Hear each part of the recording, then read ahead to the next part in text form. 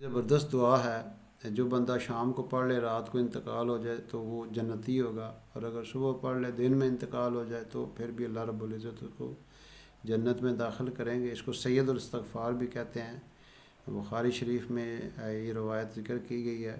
تو دعا کیا ہے؟ اللہم انت ربی لا الہ الا انت خلقتنی وانا عبدک وانا علی عہدک ووعدک ما استطعت اعوذ بک من شر ما صنعت ابوء لک بنعمتک علی وابوء بذنبی فاغفر لی فانہ لا یغفر الذنوب الا انت۔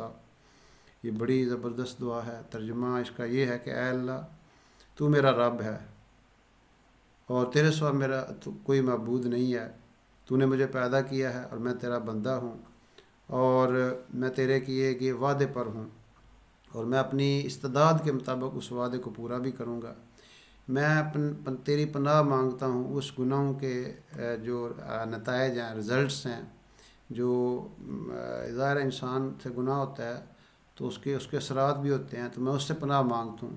میں ان نعمتوں کا اعتراف کرتا ہوں جو تو نے میرے اوپر کی ہیں، اور ان گناہوں کا بھی اعتراف کرتا ہوں جو میں نے کیے ہیں۔ تو اے میرے مولا، مجھے معاف کر دے کہ تیرے سوا جو ہے وہ گناہوں کو معاف کرنے والا کوئی نہیں ہے۔